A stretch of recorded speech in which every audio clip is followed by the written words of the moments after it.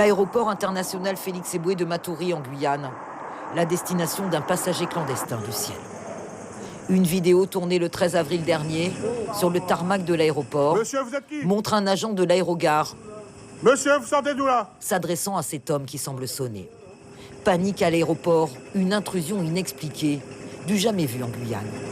Appelle la police, appelle la police, appelle la police. Que fait cet individu dans une zone de sûreté et comment a-t-il pu franchir les contrôles ou les clôtures pour arriver sur le tarmac? L'analyse des caméras de surveillance donnera l'explication. L'homme, un SDF, vient tout juste d'atterrir des Antilles. Un passager clandestin qui a voyagé caché dans un des trains d'atterrissage de l'avion d'Air France en provenance de Pointe-à-Pitre avec escale à Fort-de-France. Et c'est arrivé sous les yeux ébahis des agents de l'aéroport de Guyane. Rentre là, appelle la PAF là. Il a eu vraiment énormément de chance qu'il a quand même fait 2 atterrissages et il est revenu indemne. Donc il a eu vraiment quand même beaucoup de chance.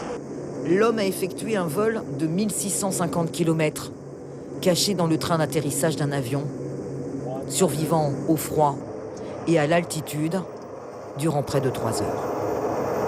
Mais au-delà de l'anecdote, l'affaire est des plus embarrassantes pour la sécurité des aéroports, soumis à des contrôles renforcés et à de nombreuses mesures de protection pour éviter tout acte malveillant. Depuis l'incident de ce passager clandestin, les autorités aéroportuaires des Antilles et de la Guyane ont organisé des réunions de crise pour mettre en place de nouvelles mesures. C'était vraiment une première. Donc ça nous a vraiment interpellés. Et donc par rapport à ça, on a eu différentes réunions pour voir qu'est-ce qu'on pouvait améliorer pour si on se retrouvait à nouveau dans cette situation-là en fait. Donc là, nous, les enseignements qu'on veut tirer par rapport à cet incident, c'est voir déjà toutes les mesures que nous, on peut mettre en place en interne pour prévenir, parce que là, comme vous l'avez dit, c'était pas un terrorisme, mais ça aurait pu être le cas. Voilà, donc pour prévenir, en fait, pour être encore davantage aguerri si on se retrouve dans ce genre d'incident.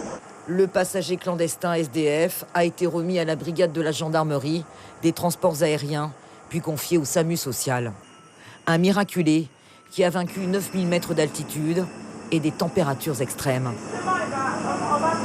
La chaleur du ciel, des tropiques et de l'Amazonie lui a peut-être sauvé la vie.